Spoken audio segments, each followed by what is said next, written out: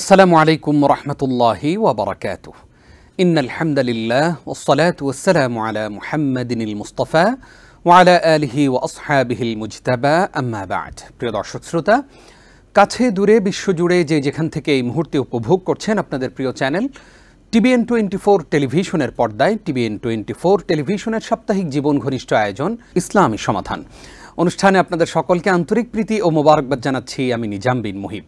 প্রিয় দর্শক, আপনারা নিশ্চয়ই জেনে থাকবেন প্রতি সপ্তাহে আমরা একটি গুরুত্বপূর্ণ বিষয় আলোচনা করে থাকি, আর আলোচনা উপস্থাপন করে থাকেন বাংলাদেশ সহ পৃথিবীর বাংলা ভাষাভাষী মানুষের কাছে যিনি অত্যন্ত জনপ্রিয় জননন্দিত স্কলার ফদিলাতুশ শেখ আমাদের প্রিয় স্যার ডক্টর মোহাম্মদ মনজুরি ইলাহি।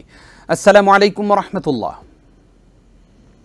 ওয়া আলাইকুম আসসালাম ওয়া রাহমাতুল্লাহি ওয়া বারাকাতুহু। হাইয়াকাল্লাহ স্যার, আপনি কেমন আছেন? আলহামদুলিল্লাহ, বারাকাল্লাহু ফিকুম। ওয়া ইয়াকুম। আপনি কেমন আছেন? আলহামদুলিল্লাহ, আমরাও ভালো আছি। স্যার, আপনাকে TBN24 এর এই জীবন ঘনিষ্ঠ আয়োজনে বরাবরের মতোই স্বাগত জানাচ্ছি। জাযাকুমুল্লাহ খাইর। বারাকাল্লাহু ফিক। প্রিয় দর্শক, আজকে অত্যন্ত গুরুত্বপূর্ণ একটি বিষয় আমাদের প্রিয় স্কলার আলোচনা শোনাবেন, আর তা হচ্ছে হজ। হজ নিয়ে আমাদের নানান প্রশ্ন থাকে, বিশেষ করে যারা এই বছর হজ করবেন তাদের অনেক ধরনের প্রশ্ন থাকে। আপনাদের সেই প্রশ্নগুলোই আমরা গুছিয়ে নোট করে সেই প্রশ্নগুলো আমাদের প্রিয় স্যারের কাছে আমরা উপস্থাপন করব এবং কোরআন সুন্নাহর আলোয় আমরা আলোকিত হওয়ার চেষ্টা করব। আজকে আমরা হজ নিয়ে একাধারে সিরিজ আলোচনা শুনবো ইনশাআল্লাহ তাআলা। প্রিয় দর্শক, তো দেরি না করে আপনারাও আমাদের সঙ্গে যুক্ত হন। স্ক্রিনে প্রদর্শিত নাম্বারে আমাদেরকে ফোন করতে পারবেন, তবে অবশ্যই একটি বিরতির পর আপনাদের প্রশ্নগুলো আমরা নেওয়ার চেষ্টা করব ইনশাআল্লাহ। আমরা শুরুতেই প্রিয় স্যার আপনার মাধ্যমে আমাদের দর্শকদেরকে হজ নিয়ে আলোচনা শোনাতে চাই, জানাতে চাই প্রথমে যে প্রশ্নের জবাব, তা হলো হজটা আসলে কি? আলহামদুলিল্লাহ ওয়াসসালাতু ওয়াসসালামু আলা রাসূলিল্লাহ ওয়া আলা আলিহি ওয়া আসহাবিহি ওয়া ওয়ালা। ধন্যবাদ আপনাকে। হজের মৌসুমে খুবই গুরুত্বপূর্ণ প্রসঙ্গ আপনি এখানে উত্থাপন করেছেন এবং আমি আশা করি যে আমাদের সম্মানিত দর্শকবৃন্দ এ থেকে উপকৃত হবেন ইনশাআল্লাহ। এখন হজের মাস সমূহে আমরা অবস্থান করছি। হজ নিয়ে আমাদের কিছু আলোচনার প্রয়োজন, হজের ব্যাপক পরিচিতিও প্রয়োজন। যদিও হজ এমন একটা টার্ম বা পরিভাষা যেটি সম্পর্কে মুসলিম মাত্রই কিছু না কিছু জানে। আমরা একটু এর যে আবিধানিক অর্থ আছে, এর যে সংজ্ঞা আছে সেটা নিয়ে একটু কথা বলবো। প্রথমেই আল হজ, হাজ্জা ইয়াহুজ্জু থেকে যে শব্দটি এসেছে আল হজ, এর অর্থ হলো আল কাসদ, ইচ্ছা করা, ইচ্ছা পোষণ করা বা সংকল্প করা। যেমন বলা হয় হাজ্জুল বাইত, বাইতুল্লাহর ইচ্ছা পোষণ করা, অর্থাৎ বাইতুল্লাহ জিয়ারাতের ইচ্ছা পোষণ করা, বাইতুল্লাহ যাওয়ার ইচ্ছা পোষণ করা, এটা হলো হজ। কিন্তু হজ হচ্ছে ইসলামের পঞ্চম রোকন।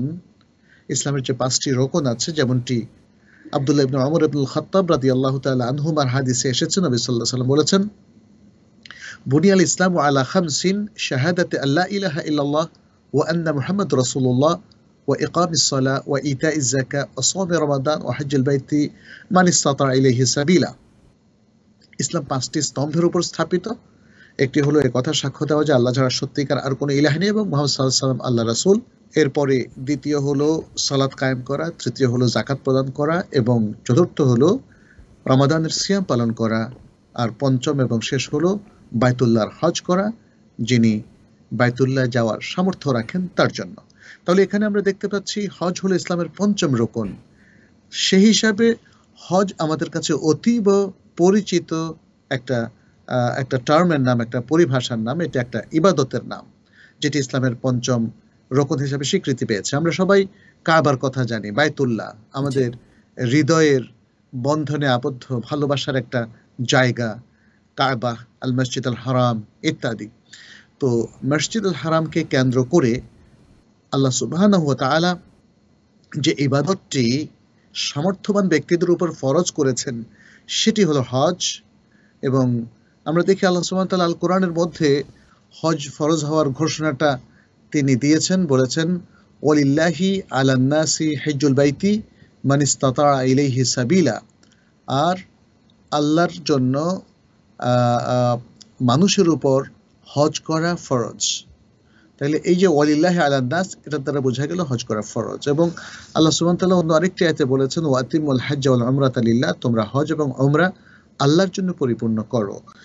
এটি তাহলে যদি আমরা সংজ্ঞায়িত করি তাহলে এর সংজ্ঞাটা কি দাঁড়ায়? যদিও এটা খুব পরিচিত, অনেকগুলো পরিচিত টার্ম আমাদের কাছে আছে, যেমন কোরআন, ইসলাম, ঈমান, হজ, যাকাত, সওম ইত্যাদি। তো তারপরেও এগুলোর একটা সুন্দর সংজ্ঞা যদি আমরা দাঁড় করাই তাহলে এর প্রকৃত স্বরূপটা আমাদের সামনে স্পষ্ট হয়ে ওঠে এবং আমরা আরো ভালোভাবে বুঝতে পারি। সেই হিসাবে হজ হচ্ছে আল্লাহ সুবহানাহু ওয়া তাআলা কর্তৃক নির্ধারিত হজের মাসসমূহে হজের নিয়তে মক্কায় এবং মক্কার আশপাশে বেশ কিছু পবিত্র জায়গায় কিছু নির্দিষ্ট আমল করা ইবাদতের নিয়তে, তাহলে সেটা হচ্ছে হজ। এখন মক্কা এবং তার আশপাশ বলতে যেমন মসজিদুল হারাম মক্কা, যেখানে কাবা চত্বরে তাওয়াফ এবং সাফা মারওয়া সাই, মক্কার অদূরেই রয়েছে মিনা, তারপর মক্কার হারাম সীমানার বাইরে রয়েছে আরাফাত, আবার ফেরার পথে হারাম সীমানার ভেতরে রয়েছে মুজদালিফা। এই জায়গাগুলোতে নানা রকম সুনির্ধারিত শরিয়া কর্তৃক নির্দেশিত কিছু কাজ করার মাধ্যমে আল্লাহর নৈকট্য অর্জন, নির্দিষ্ট মাসসমূহে, নির্দিষ্ট সময়ে, নির্দিষ্ট তারিখে। এটা হলো মূলত হজ। জি জি, আশা করছি আমাদের দর্শকরা হজের একদম হজ কি, পাশাপাশি হজের শাব্দিক অর্থ, পারিভাষিক সংজ্ঞা, সে সব কিছুই জানতে পারলেন। স্যার, আপনার মাধ্যমে এবার আমরা আমাদের দর্শকদেরকে জানাতে চাই হজ কেন এত গুরুত্বপূর্ণ আমাদের জীবনে। ধন্যবাদ আপনাকে। আমরা সংজ্ঞা উপস্থাপনের সময় আমরা বলেছি যে হজটা ইসলামের পঞ্চম রোকন। যেহেতু ইসলামের একটা রোকন, একটা স্তম্ভ, সুতরাং এর মধ্যে এর গুরুত্বটা নিহিত। ইসলামের কোনো একটা স্তম্ভকে যদি কেউ অস্বীকার করে তাহলে তো তিনি আর ইসলামের মধ্যে থাকবেন না। ফলে এখানেই হজের গুরুত্ব, যে হজকে মেনে নিতে হবে, হজের ফরজিয়াতকে স্বীকার করতে হবে এবং ফরজ হলে আদায় করতে হবে। অন্যথায় তিনি ইসলামের সীমা লঙ্ঘন করেছেন। আর যদি অস্বীকার করে বসেন তাহলে তো ইসলামকেই তিনি অস্বীকার করলেন। এ থেকেই হজের গুরুত্ব আমাদের সামনে প্রকাশ পায়। নবী সাল্লাল্লাহু আলাইহি সাল্লাম তিনি তার জীবনের শেষ বছরে 10ম হিজরি সালে তিনি হজ করেছিলেন। হজ ফরজ হয়েছিল এবং তিনি যখন হজের ফরজ হওয়ার ঘোষণা দেন তখন একজন সাহাবী তাকে জিজ্ঞেস করেছিলেন, ইয়া রাসূলুল্লাহ, হজ কি এই বছর বা এক বছরের জন্য ফরজ নাকি সারা জীবন প্রতি বছর হজ করা ফরজ? তখন নবী সাল্লাল্লাহু আলাইহি সাল্লাম কিছুটা অসন্তুষ্ট হয়েছিলেন এই প্রশ্নের কারণে। তিনি উত্তরে বলেছিলেন, দেখো, তোমাদের পূর্ববর্তী লোকেরা অধিক প্রশ্ন করার কারণে ধ্বংস হয়ে গিয়েছে, অধিক প্রশ্ন তোমরা করো না। আমি যদি হ্যাঁ বলতাম তাহলে প্রতি বছরই তোমাদের উপর হজ ফরজ হয়ে যেত এবং তোমরা আদায় করতে পারতে না। তিনি উল্লেখ করলেন যে হজ জীবনে একবারই ফরজ। তাহলে একটা রোকন জীবনে মাত্র একবার ফরজ, এখানেও তার গুরুত্বটা ফুটে ওঠে। হজের আরো গুরুত্ব ফুটে ওঠে যখন আমরা হজের লক্ষ্য উদ্দেশ্য সম্পর্কে অবহিত হই। একরাশ চমৎকার লক্ষ্য এবং উদ্দেশ্য দিয়ে আল্লাহ তাআলা হজকে নির্ধারণ করে দিয়েছেন। সেই লক্ষ্যগুলো যদি কেউ অর্জন করতে পারে, আমরা সেটা পরবর্তীতে আমরা আলোচনা করব। শুধু সংক্ষেপে এতটুকু বলবো যে হজের সেই লক্ষ্যগুলো যদি কেউ অর্জন করেন তাহলে তার জীবনটা সুন্দর হবে এবং তিনি পবিত্র জীবন লাভ করবেন এবং তিনি পাপ মুক্ত হতে পারবেন। কারণ রাসূলুল্লাহ সাল্লাল্লাহু আলাইহি ওয়াসাল্লাম বলেছেন, মান হাজ্জা ফালাম ইয়ারফুস ওয়া লাম ইয়াফসুক রাজা'a কায়াউমা ওয়ালাদাতহু উম্মুহ।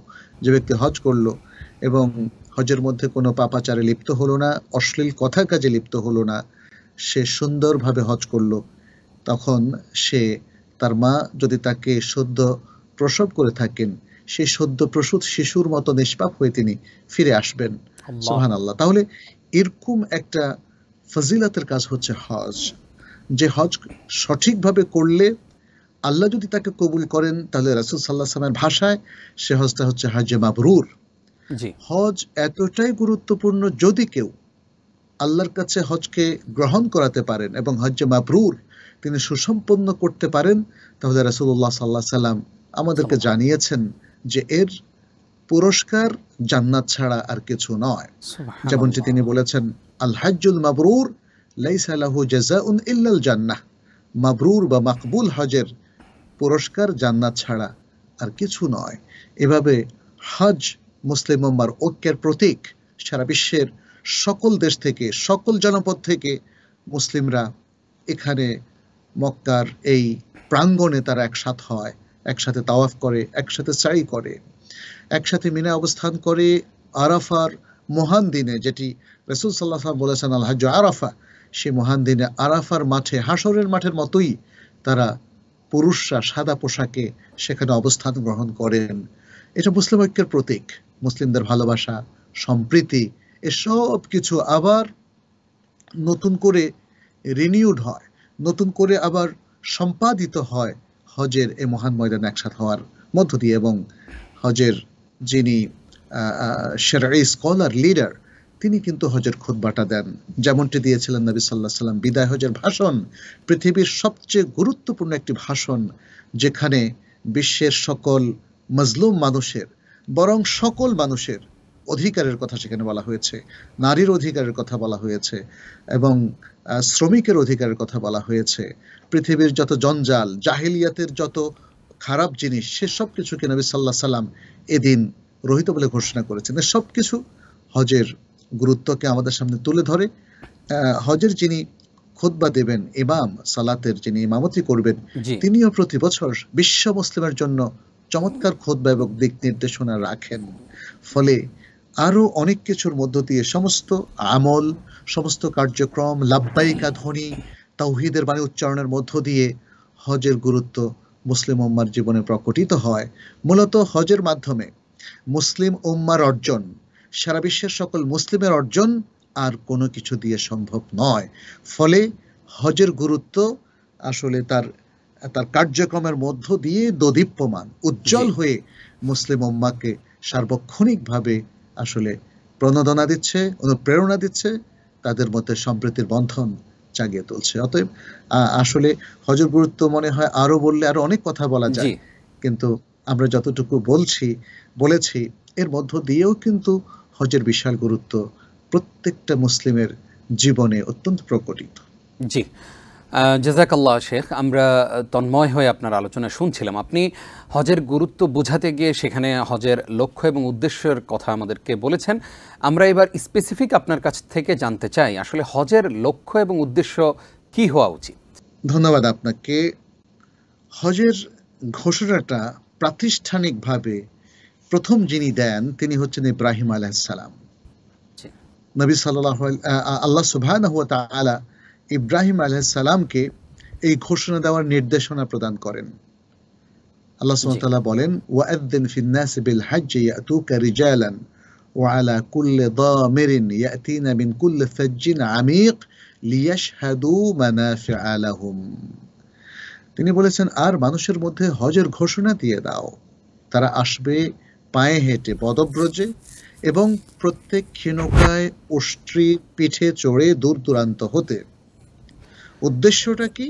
লিয়াশহাদু মানাফিআ লাহুম, যেন তারা প্রত্যক্ষ করে তাদের সার্বিক সব কল্যাণ, তাদের দুনিয়ার কল্যাণ এবং আখিরাতের কল্যাণ। সুবহানাল্লাহ। তাহলে এখানে হজের লক্ষ্য উদ্দেশ্যের প্রতি একটা স্পষ্ট ইন্ডিকেশন রয়েছে। এবং এই যে মানাফের কথাটা বলা হয়েছে, তাফসির কারকগণ তারা উল্লেখ করেছেন, এই মানাফেরটা হচ্ছে দুনিয়ার পার্থিব মানাফের বা কল্যাণ এবং আখিরাতের মানাফের বা কল্যাণ। কারণ হজ এমন একটা গুরুত্বপূর্ণ আমল যার পার্থিব বেনিফিট রয়েছে এবং পারলৌকিক বেনিফিটও রয়েছে, এবং সেটা অর্জনটা হচ্ছে হজের অন্যতম লক্ষ্য। তাহলে সেটা কি? আমরা যদি প্রথমে পারলৌকিক বা দ্বীনি লক্ষ্য বলি, তাহলে দেখব হজের প্রধান লক্ষ্য হচ্ছে আল্লাহর তাওহীদকে প্রতিষ্ঠা, তাওহীদকে অনুধাবন এবং তাওহীদের ঘোষণা দিয়ে আকাশ বাতাস মুখরিত করে তোলা।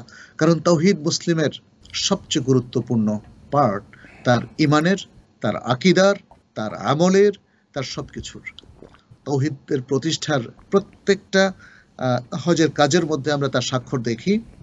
যেমন প্রথমে লাব্বাইকা ধ্বনি, লাব্বাইক আল্লাহুম্মা লাব্বাইক, লাব্বাইক লা শারীকা লাকা লাব্বাইক, ইন্নাল হামদা ওয়ান নি'মাতা লাকা ওয়াল মুলক লা শারীকা লাক। এর পরতে পরতে প্রত্যেকটা ঘোষণাই হচ্ছে তাওহীদের ঘোষণা। এবং হাদিসে জাবের ইবনে আব্দুল্লাহ রাদিয়াল্লাহু তাআলা আনহুর যে বিখ্যাত হাদিস ফি সিফাতিল হজ, ফি সিফাতে হজ্জাতিন নবী সাল্লাল্লাহু আলাইহি ওয়াসাল্লাম, নবী সাল্লাল্লাহু আলাইহি ওয়াসাল্লামের হজের বর্ণনায় দীর্ঘ হাদিস, সবচেয়ে দীর্ঘ হাদিস সহিহ মুসলিমের মধ্যে বর্ণিত হয়েছে।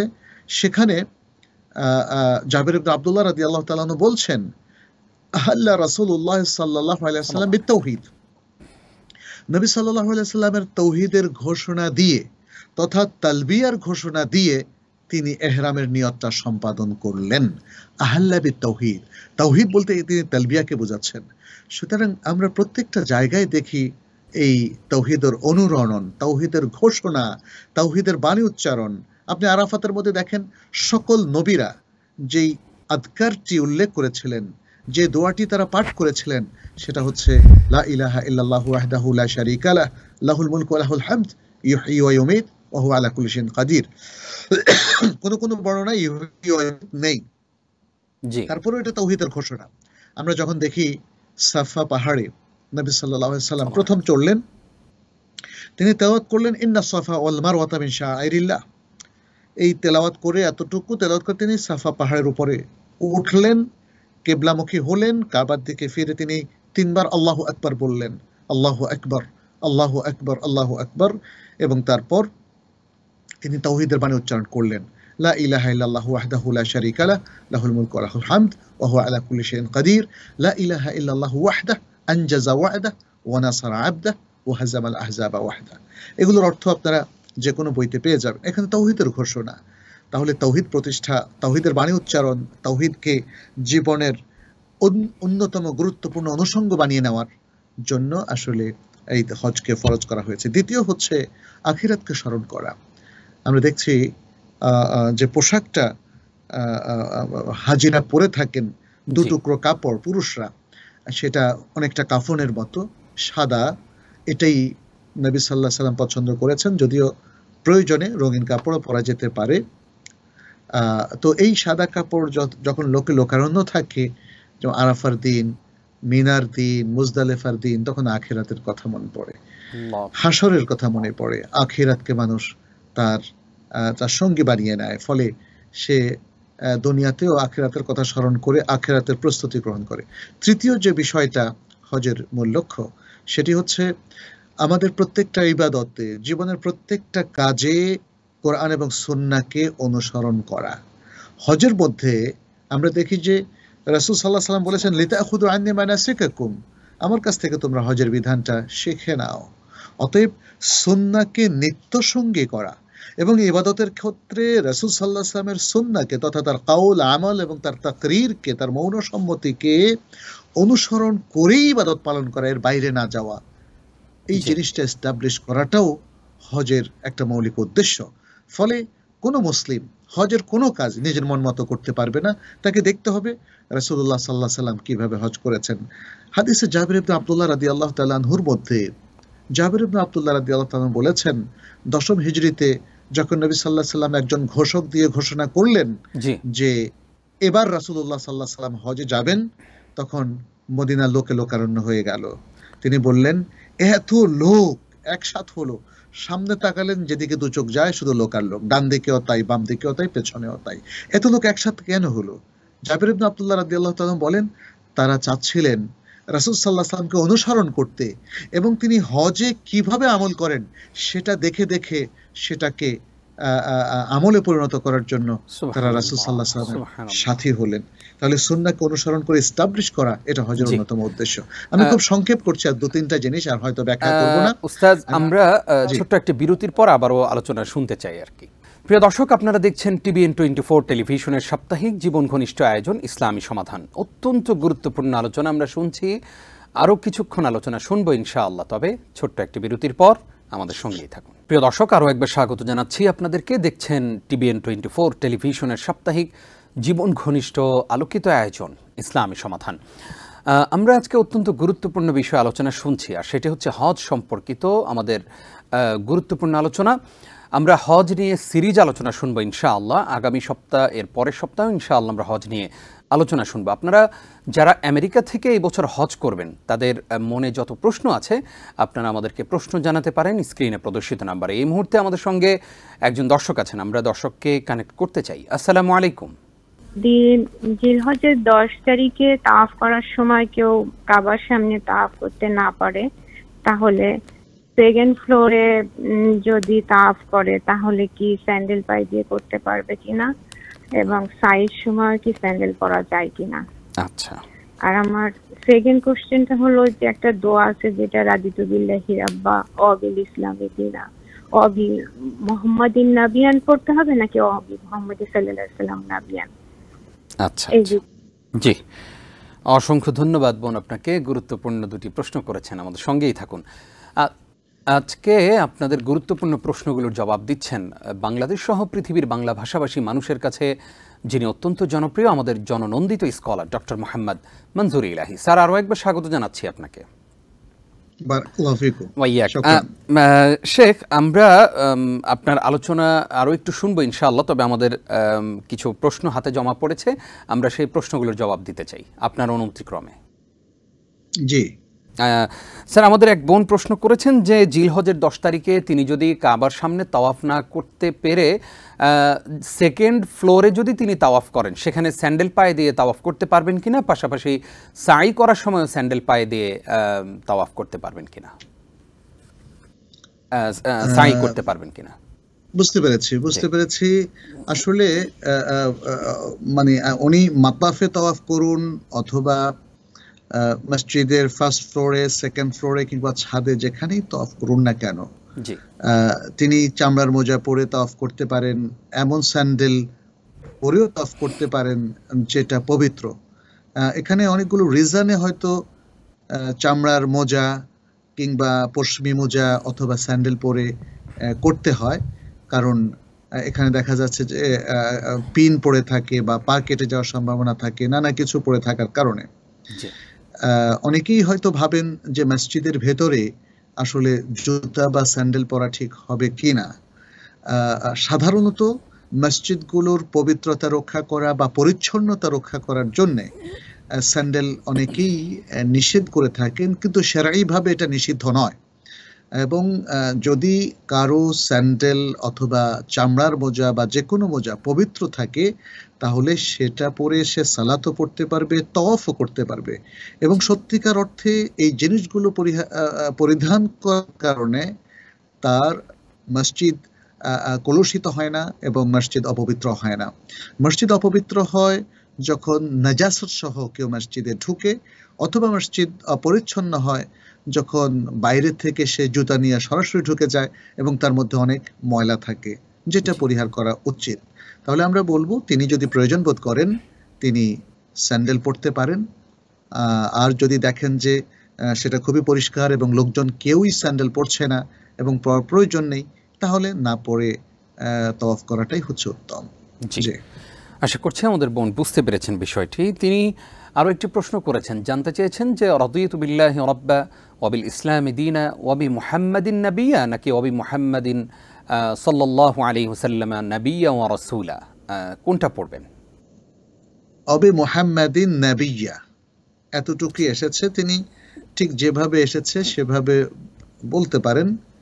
আর সাল্লাল্লাহু আলাইহি ওয়াসাল্লাম নিজের পক্ষ থেকে এইটা উচ্চারণ সময় অ্যাড করা, এটা করা যেতে পারে, তাতে কোনো সমস্যা নেই। যেমন আমরা যখন দেখি আজানের মধ্যে আশহাদু আল্লা ইলাহা ইল্লাল্লাহ ওয়া আশহাদু আন্না মুহাম্মাদার রাসূলুল্লাহ, সেখানে সাল্লাল্লাহু আলাইহি ওয়াসাল্লাম তো বলা যাবে না। অতএব যখন আমরা হুবহু সুন্নাহ থেকে কোনো দোয়া বা যিকির পড়ি, তখন সে জায়গায় সাল্লাল্লাহু আলাইহি ওয়াসাল্লাম পড়াটা জরুরি নয়। এর বাইরে যখন আমরা নবী সাল্লাল্লাহু আলাইহি ওয়াসাল্লামের কথা উচ্চারণ করব, তখন বিশুদ্ধ মত অনুযায়ী দরুদ পড়াটা, অর্থাৎ যেটাকে আমরা নবী সাল্লাল্লাহু আলাইহি ওয়াসাল্লামের উপর সালাত এবং সালাম প্রেরণ করা বলি, সেটা ওয়াজিব, সেটা পড়াটা আমাদের জন্য অতীব সঙ্গত। জি, আশা করছি দুইটি গুরুত্বপূর্ণ প্রশ্নেরই জবাব পেয়েছেন আমাদের প্রিয় বোন। এই মুহূর্তে আমাদের সঙ্গে আরো একজন দর্শক আছেন। আসসালামু আলাইকুম। ওয়ালাইকুম আসসালাম। আসসালামু আলাইকুম হুজুর, আপনারা ভালো আছেন? জি আলহামদুলিল্লাহ, আশা করছি আপনারাও ভালো আছেন। আলহামদুলিল্লাহ, আল্লাহ ভালো রেখেছেন। আচ্ছা, আজকে হুজুরের কাছে আমার খুবই একটু আমি একটু কনসার্নের মধ্যে আছি। আমার কোয়েশ্চনটা একটু লম্বা, তারপরেও আমি চেষ্টা করবো যে ছোট করে করার জন্য। আমার 7 বছরের একটা মেয়ে আছে, তো ওর একটা সমস্যা খুব রিসেন্টলি 2-3 মাসের মতো হয়। সকালবেলা স্কুলে যেতে গেছে প্রায় 2 বছর, কিন্তু এই 2-3 মাস থেকে ও স্কুলে যেতে যায় না, অনেক কান্না করে। ডাক্তার দেখালাম, ডাক্তার বলছে এভরিথিং ইজ ফাইন। তারপরে স্কুলের টিচার, প্রিন্সিপাল সবার সাথে করলাম, স্কুল এনভায়রনমেন্ট এভরিথিং ফাইন। তো আমি জানতে চাচ্ছি, আমার মা বলতেছে যে নজর এরকম কিছু হতে পারে, কারণ আমার মেয়েটা আলহামদুলিল্লাহ ও আমাদের হোম ডিস্ট্রিক্টটা সিলেটে, কিন্তু আপনারা জেনে থাকবেন যে সিলেটের লোকরা প্রপারলি বাংলা শুদ্ধভাবে বলতেও পারে না। কিন্তু আমার মেয়েটা এইভাবে যে সব সুন্দরভাবে কথা বলে, বাংলা অনেকে দেখেই বলে আপনার মেয়েকে বোঝাই যায় না যে ও মানে আমেরিকাতে থাকে। তো আমার প্রশ্নটা হচ্ছে, আসলে এটা কি নজর টাইপের কিছু হতে পারে? যদি হয়েই থাকে তাহলে হুজুর কি এমন কোনো আমল আমাকে বলে দিবেন যাতে ওকে, মানে এমনিতে ফালাক নাস আয়াতুল কুরসি অনেক দোয়া অনলাইন থেকে পড়ে ওকে ফু দিতেছি, আর অফল সাদকাও করতেছি অনেকগুলা, কিন্তু আমার অনেক কষ্ট হচ্ছে ওর। আসলে এরকম কখনো করে নাই। এমনকি রিসেন্টলি ওকে ঠিক মতো খেতেও পারতেছে না, ঘুমাইতেও পারে না, মানে সবসময় ওর মাথার মধ্যে একটা। আমরা বুঝতে পেরেছি বোন, আপনার প্রশ্নটা আমরা বুঝতে পেরেছি। ধন্যবাদ আপনাকে, আপনি থাকুন আমাদের এই আয়োজনের সঙ্গে। স্যার, নিশ্চয়ই প্রশ্নটি আপনিও শুনতে পেয়েছেন। জি, একটু বদনজর সম্পর্কে আমি সাউন্ডটা জি ক্লিয়ারলি শুনি নাই। জি, বদনজর সম্পর্কে তিনি জানতে চেয়েছেন। ওনার মেয়ে খুব ভালো শুদ্ধভাবে কথা বলে এবং স্কুলে যেতে চায় না। তারপরে সবাই দেখে বলে যে আপনার মেয়ে অনেক ভালো পড়াশোনা করে। সব কিছু মিলিয়ে ওনার মনে হচ্ছে যে বদনজর লেগেছে এবং উনি সূরা ফালাক, সূরা নাস এবং আয়াতুল কুরসির আমল চালিয়ে যাচ্ছেন। তারপরে এখন মেয়েটা ঘুমাতেও পারছে না ঠিকমতো, খায়ও না ঠিকমতো। আসলে কোনো আমল ওনার জন্য আপনি বাতলে দিবেন কিনা? জি, অবশ্যই। প্রথম হচ্ছে যে তিনি রুকিয়া করতে পারেন। আচ্ছা। এবং মেয়ের টেক কেয়ার করা। আসলে কেন এমনটা হলো, ওই ডায়াগনোসিসটা প্রয়োজন তার এক্সপেরিয়েন্স থেকে, যে আসলে মেয়ে কি কোনো ট্রমাটিক সিচুয়েশনে পড়েছে কিনা, কেউ কি তাকে ভয় দেখিয়েছে কিনা, ইত্যাদি নানা বিষয় তো থাকতে পারে। সবকিছু মিলে আসল রিজনটা বের করা প্রয়োজন। সেটার আলোকে তিনি যদি কোনো ব্যবস্থা নেন, তার কোনো থেরাপি প্রয়োজন হয় অথবা তার কোনো চিকিৎসা প্রয়োজন হয়, সেটাও কিন্তু সঙ্গত। তবে আমভাবে তিনি যে কাজটা করছেন, যে তাকে কিছু রুকিয়া করছেন সূরা ফাতিহা দিয়ে অথবা কুল আউযু রাব্বিল ফালাক দিয়ে, কুল আউযু রাব্বিন নাস দিয়ে, সেটা ঠিক আছে, সেটা চালিয়ে যেতে পারেন। পাশাপাশি সকাল সন্ধ্যার আজকারগুলো পড়তে পারেন এবং সকাল সন্ধ্যায়ও তাকে ঝাড়ফুঁক করা যেতে পারে শরঈ পদ্ধতিতে। এবং ঘুমের আগেও তাকে হয়তো সেই দোয়াগুলো তিনি পড়িয়ে দিলেন অথবা তিনি কিছু দোয়া পড়ে তাকে ফুঁ দিলেন, সেটাও হতে পারে। এভাবে রুকিয়াটা তিনি চালু রাখবেন। আর বাকি যে কথাগুলো বলেছি সে পরামর্শটাও তিনি পালন করার চেষ্টা করবেন এবং তার যদি চিকিৎসার প্রয়োজন হয় সেটা তিনি করবেন। আর মেয়ের বয়সটা এখানে ঠিক আমি বুঝতে পারলাম না কত। জি, 7 বছর। আচ্ছা, 7 বছর। তাহলে তো এখানে ওইভাবে আমি ঠিক জানি না যে এখানে মেয়ের কথাবার্তা বা এসব কিছু নিয়ে কথা বলে তিনি কোনো অসঙ্গতি পাচ্ছেন কিনা। তাহলে সেক্ষেত্রে অনেক সময় কিছু সাইকোথেরাপির প্রয়োজন হতে পারে। কিন্তু আমার কাছে মনে হয় তিনি ডাক্তারের সাথেও পরামর্শ করবেন আর রুকিয়াটা নিজেরা চালিয়ে নেবেন। তাহলে আশা করি যে প্রভাব ইনশাআল্লাহ এবং ভালো হয়ে যাবে। আমরা দোয়া করছি আল্লাহ যেন তাকে সম্পূর্ণ ভালো করে দেন এবং তাকে পড়াশোনায় মনোযোগী করে দেন। আল্লাহুম্মা আমিন। আমাদের সঙ্গে এই মুহূর্তে আরো একজন দর্শক আছেন। আসসালামু আলাইকুম। আসসালামু আলাইকুম। ওয়া আলাইকুম আসসালাম। জি, আমার হুজুরের কাছে একটা কোশ্চেন আছে। আমি অনলাইনে আরবি কোর্সটা শিখতে যাচ্ছি, আরবি ভাষার। তো আমি কিভাবে অনলাইনে এনরোল করব, হুজুর যদি আমাকে একটু ডিটেইলস বলতো। জি, আমি এখান থেকেই করতে চাচ্ছি আর কি, অনলাইনে আরবি কোর্সটা, ভাষার কোর্সটা। জি জি, বুঝতে পেরেছি। ধন্যবাদ বোন আপনাকে। স্যার নিশ্চয়ই শুনতে পেয়েছেন আমাদের বোন আরবি। আমি শুনতে পেয়েছি। উনি নিশ্চয়ই আমাদের একটা কোর্স যেটা আমরা অফার করেছি সেই কোর্সটা তাইবা একাডেমির একটা কোর্স তিনি করতে চাচ্ছেন। তাইবা একাডেমিতে মূলত ডিপ্লোমার একটা কোর্স অফার করছি, তিনি সরাসরি সেখান থেকে এনরোল করতে পারেন। এবং পাশাপাশি আমাদের তালিমুল কোরআন একটা জেনারেল কোর্সও আছে এবং একটা অ্যাডভান্সড তালিমুল কোরআনের আরেকটা কোর্স আছে, সেখানেও তিনি কোরআনটাকে ভালো করে রপ্ত করা। আসলে আরবি ভাষা শেখার মধ্যে তো 4টা দক্ষতা আছে, তাই না? একটা হলো পড়ার দক্ষতা, আরেকটা হলো শোনার দক্ষতা, আরেকটা হলো লেখার দক্ষতা, আরেকটা হলো বলার দক্ষতা। মাহারাত আল কিরাআ, মাহারাত আল কালাম, মাহারাত আল কিতাবা এবং মাহারাতুস সেমা। এই 4টা দক্ষতা সবচেয়ে ভালো তিনি খুব দ্রুত অর্জন করতে পারবেন যিনি কোরআনটাকে শুদ্ধ করে পড়তে পারেন, তার তেলাওয়াতটা শুদ্ধ, মাখরাজটা শুদ্ধ। তাহলে সেক্ষেত্রে আমরা বলবো যে আরবি ভাষা যারা শিখতে চান তারা কোরআনটাকে আগে রপ্ত করুন, তাহলে এইসব মাহারাতগুলো অর্জন করতে পারবেন। এবং তারপরে তিনি অ্যারাবিক কোর্সটা করুন। আমাদের অ্যারাবিক কোর্সটা এখানে প্রথম সেমিস্টার, দ্বিতীয় সেমিস্টার দুটো পুরো 1 বছর জুড়ে আছে, আর পাশাপাশি আছে ডিপ্লোমা ইন ইসলামিক স্টাডিজ।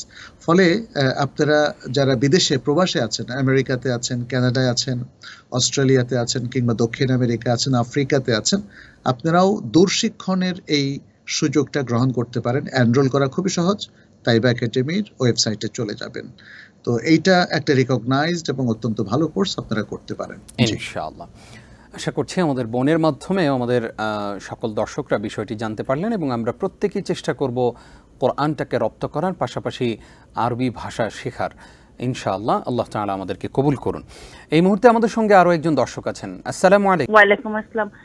হুজুর, আমি জানি যে আজকে হজের বিষয়ে কথা বলবেন, তারপরও আসলে সবার কাছ থেকে হয় না, তো আমি হুজুরকে খুব শ্রদ্ধা করি, সম্মান করি, সেজন্য হুজুরের কাছ থেকে জানতে চাচ্ছিলাম যে আমার এক ভাগিনা, ও একটু গরিব, কিছু করে না, চাকরি বাকরি করে না, তো ওকে আমি যাকাতের পয়সা দিলে সেই টাকা দিয়ে সে কি বাচ্চার জন্য আকিকা দিতে পারবে কিনা? হুজুর যদি একটু বুঝায় বলতেন আমার জন্য উপকৃত হবে। আচ্ছা, ঠিক আছে হুজুর, আসসালামু আলাইকুম। ওয়ালাইকুম আসসালাম। স্যার, নিশ্চয়ই প্রশ্নটি আপনিও শুনতে পেয়েছেন। জি, যাকাতের টাকা দিয়ে আকিকা করা যাবে কিনা? জি জি। এখন কে আকিকা করবে? ওনার ভাগিনা, তিনি গরিব মানুষ, তাকে যাকাতের টাকা দেওয়া হলো, এনাফ টাকা দেওয়া হলো, তাহলে তার সন্তানের আকিকা তিনি প্রাপ্ত যাকাতের টাকা দিয়ে করতে পারবেন কিনা? অর্থাৎ অন্যরা তাকে যে যাকাতের টাকা দিয়েছে তিনি সেই টাকা থেকে আকিকায় ব্যয় করতে পারবেন কিনা? উত্তর হচ্ছে পারবেন। কারণ যাকাত তিনি যদি সঠিকভাবে যাকাতের হকদার হন, এরপরে যাকাতের টাকাটা তিনি প্রাপ্ত হন, সেই টাকা থেকে যদি তিনি তার কোনো সন্তান হয়, সে সন্তানের জন্য একটা বা দুটো ছাগল কেনার মতো সামর্থ্য যদি তার থাকে, তিনি সেখান থেকে করতে কোনো অসুবিধা নেই। কিন্তু এখানে একটু কনফিউশন থেকে যায়, তিনি একথা কেন প্রশ্ন করলেন যে তিনি কি মানে কেউ একজন তাকে যাকাতের টাকা দিল যদিও তিনি হকদার না, এরকম কি বুঝাচ্ছেন? না, উনি ওনার ভাগিনাকে দিবেন টাকাটা, ওনার ভাগিনা অনেক গরিব, সেই ভাগিনাকে দিতে চাচ্ছেন যাকাতের টাকাটা। আচ্ছা, হ্যাঁ, যদি গরিব হন সেটাই বলছি, তার ভাগিনাকে অথবা অন্য যে কাউকে তিনি যাকাতের টাকা দেন, যদি সে হকদার হয় তাহলে সে ওই টাকা পাওয়ার পরে যে কোনো জায়গায় খরচ করতে পারবে, শুধু আকিকা কেন। কেউ যদি শর্ত করেন যে এই টাকা দিয়ে তুমি আকিকা করবা, তাহলে যাকাত শুদ্ধ হবে না। যাকাত আপনি সত্য ত্যাগ করে দেবেন তাকে, সে যে কোনো বৈধ কাজে যাকাতের টাকা ব্যয় করবে। ইনশাআল্লাহ। আশা করছি আমাদের বোন তার প্রশ্নটির জবাব পেয়ে গেছেন। স্যার, আমরা আপনার কাছ থেকে হজের লক্ষ্য এবং উদ্দেশ্য সম্পর্কে জানছিলাম। আপনি গুরুত্বপূর্ণ একটি ঘটনাও শুনিয়েছেন, এরপরে কয়েকটি পয়েন্ট আমাদের সঙ্গে শেয়ার করতে চেয়েছিলেন, আমরা সেই পয়েন্টগুলো শুনতে চাই। জি, আমি এরপরে আরেকটা পয়েন্ট বলবো যে হজের যে লক্ষ্য উদ্দেশ্য সেটির মধ্যে আছে আখলাক অর্জন করা। হজের মাধ্যমে আসলে আখলাককে সুন্দর করার একটা চরম এবং সুন্দর পরম সুযোগ আমাদের সামনে আসে। এখানে ধৈর্য, ভ্রাতৃত্ববোধ, সম্প্রীতি এসব কিছুরই একটা চমৎকার সেতুবন্ধন রচিত হয়। পৃথিবীর বিভিন্ন দেশ থেকে, বিভিন্ন জনপদ থেকে মানুষরা এখানে একসাথে এসে কি সুন্দর সহাবস্থান করছেন সেটা আমরা দেখতে পাচ্ছি। হজের মাধ্যমে এই দিনগুলোতে সেই ভ্রাতৃত্ব এবং সেই আখলাক তারা অর্জন করে থাকে। এবং এই আখলাকটার ব্যাপারেই তো রাসূল সাল্লাল্লাহু আলাইহি সাল্লাম দেখেন বলেছেন কি, মান হাজ্জা ফালাম ইয়ারফুথ ফালাম ইয়াসফুক। হজের মধ্যে তো আসলে কোনো রফাত এবং ফুসুক, কোনো পাপাচার হয় না। এবং আল্লাহ সুবহানাহু ওয়া তাআলাও তিনি আল কোরআনে সূরা আল বাকারার মধ্যে স্পষ্ট করে বলেছেন, আল হাজ্জু আশহুরুম মা'লুমাত ফামান ফারাদা ফীহিন্নাল হাজ্জা ফালা রাফাথা ওয়ালা ফুসুকা ওয়ালা জিদালা ফিল হজ।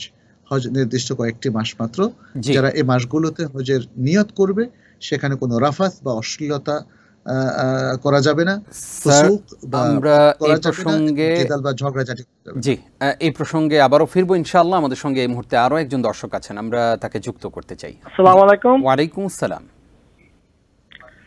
আমার একটা প্রশ্ন হলো যে আমাদের কোনো ভাইকে কেউ যদি মারে বা হত্যা করে, আমরা তার ধ্বংস কামনা করতে পারবো কিনা? জি জি, সুন্দর একটি প্রশ্ন করেছেন আপনি প্রিয় ভাই, আপনি থাকুন আমাদের সঙ্গে। স্যার, আমাদের এই ভাই আমাদের দর্শক প্রশ্ন করেছেন, আমাদের কোনো ভাইকে যদি কেউ হত্যা করে তাহলে আমরা তাদের ধ্বংস বা তার ধ্বংস কামনা করতে পারবো কিনা? কে হত্যা করেছে সেটা একটা দেখার বিষয়। জি, তিনি যদি মুসলিম হন তাহলে অবশ্যই জালিমের বিরুদ্ধে সে যে পরিমাণ জুলুম করেছে ততটুকু বদদোয়া করা জায়েজ আছে, তবে ক্ষমা করে দেওয়া আরো উত্তম। কেউ যদি হত্যাকারীকে ক্ষমা করে দেয়, সে ক্ষমার নমুনা আমরা প্রচুর দেখেছি, এখনো দেখছি। সৌদি আরবে যখন তার শাস্তিটা কার্যকর হতে যায়, তার আগেই দেখা যাচ্ছে যে মাকতুল, নিহত ব্যক্তির লোকেরা তাকে ক্ষমা করে দিয়েছে। আসলে ক্ষমার সৌন্দর্যের কোনো তুলনা নেই, এই জন্য সেটা সবচেয়ে উত্তম। কিন্তু কেউ যদি ক্ষমা না করেন, সে অধিকার তার আছে। এবং কেউ যদি তার বিরুদ্ধে আল্লাহর কাছে ফরিয়াদ জানান, এটাই তো বদদোয়া। জি, যে আল্লাহ, এই যে জালিম ব্যক্তি, সে আমার অমুককে হত্যা করেছে, তুমি তার বিহিত ব্যবস্থা করো, তাকে শাস্তি দিও। এই ধরনের দোয়াও করা জায়েজ আছে। ব্যক্তির উপর নির্ভর করবে তিনি কি আল্লাহর কাছে প্রতিশোধ চান নাকি তিনি তাকে ক্ষমা করে দিতে চান। সর্বাবস্থায় ক্ষমাটা উত্তম। জি। আর সেক্ষেত্রে যদি স্যার যিনি হত্যা করেছেন তিনি যদি কাফের হন, তাহলে সেক্ষেত্রে আমাদের করণীয় কি? আচ্ছা, যিনি অমুসলিম, অন্যায়ভাবে মুসলিমদেরকে হত্যা করছেন বা মুসলিমকে হত্যা করেছেন, তখন তাকে অভিসম্পাত করা যাবে, তাকে লাআনাত করা যাবে। রাসূল সাল্লাল্লাহু আলাইহি ওয়াসাল্লাম এমনটি করেছিলেন যখন দেখা যাচ্ছে যে একদল মানুষ রাখাল মদিনায় এসে তারা কিছুদিন ছিল, নবী সাল্লাল্লাহু আলাইহি ওয়াসাল্লাম তাদেরকে কিছু মানে ভালো থাকা খাওয়ার ব্যবস্থা করে দিয়েছিলেন, কিন্তু মাঝখান দিয়ে আসলে তারা ছিল মুনাফিক শ্রেণীর মানুষ। তারা মুসলিমদের অনেক উট এবং অনেক সম্পদ তারা লুট করে অনেক মুসলিম রাখালকে হত্যা করে চলে যায়। নবী সাল্লাল্লাহু আলাইহি ওয়াসাল্লাম তাদের বিরুদ্ধে লাআনাত করেছিলেন। তার মানে হচ্ছে এটা প্রমাণিত যে তারা আসলে জালিম, অত্যাচারী, অমুসলিম, তারা মুসলিমদেরকে হত্যা করেছে এবং মুসলিমদের ক্ষতি করেছে। অতএব এই ধরনের হলে তাদের বিরুদ্ধে লাআনাত করা যাবে, বদদোয়া করা যাবে। যেমনটি ইহুদিরা আজকে ফিলিস্তিনে মুসলিমদেরকে সমানে হত্যা করছে, তাদের উপর জুলুম করছে, তাদেরকে নিশ্চিত করে দিচ্ছে। অতএব এই ইহুদিদের বিরুদ্ধে রাসূল সাল্লাল্লাহু আলাইহি ওয়াসাল্লাম নিজেও লাআনাত করেছেন, আর সমগ্র মুসলিম উম্মাও তাদের বিরুদ্ধে আল্লাহর কাছে ফরিয়াদ জানাতে পারবে, বদদোয়া করতে পারবে, লাআনাত করতে পারবে। জি, অসংখ্য ধন্যবাদ স্যার আপনাকে। দেখতে দেখতে আমরা অনুষ্ঠানের একেবারেই শেষের দিকে চলে এসেছি। আমরা ইনশাআল্লাহ হজ নিয়ে আপনার কাছ থেকে গুরুত্বপূর্ণ সিরিজ আলোচনা শুনবো। আগামী সপ্তাহে আমরা হজ নিয়ে আলোচনা শুনবো আপনার কাছ থেকে। আজকে কষ্ট করে আমাদেরকে সময় দেবার জন্য TBN 24 টেলিভিশনের পক্ষ থেকে আপনাকে মোবারকবাদ এবং ধন্যবাদ জানাচ্ছি। বারাকাল্লাহু ফিকুম ওয়া ইয়াকুম। প্রিয় দর্শক, এতক্ষণ যারা আমাদের সঙ্গে ছিলেন আপনাদেরকেও ধন্যবাদ জানাচ্ছি। সেই সাথে প্রত্যাশা করছি হজ নিয়ে যে সিরিজ আলোচনা আমাদের শুরু হলো আপনারা তা উপভোগ করবেন এবং এই সংক্রান্ত বিষয়ে আপনাদের যত প্রশ্ন আছে সেগুলো আমাদেরকে করবেন। আমরা আপনাদের প্রশ্নগুলোর জবাব প্রতি পর্বেই দেওয়ার চেষ্টা করব। আল্লাহ রাব্বুল আলামিন আপনাদের সকলকে ভালো রাখুন, সুস্থ রাখুন। আপনারা এতক্ষণ দেখছিলেন TBN 24 টেলিভিশনের পর্দায় TBN 24 এর সাপ্তাহিক জীবন ঘনিষ্ঠ আয়োজন ইসলামী সমাধান। আজ এই পর্যন্তই, বিদায় নিচ্ছি আমি নিজাম বিন মুহিব। আসসালামু আলাইকুম ওয়া রাহমাতুল্লাহি ওয়া বারাকাতুহু। وما أرسلنا من قبلك إلا رجالا نوحي إليهم فاسألوا الذكر إن كنتم لا تعلمون TBN 24 টেলিভিশন দেখতে আজই কল করুন 7187776556 লগ ইন করুন www.totalcablebd.com। নিউ ইয়র্ক থেকে সম্প্রচারিত TBN 24 টেলিভিশন বিশ্বজুড়ে বাঙালির কণ্ঠস্বর।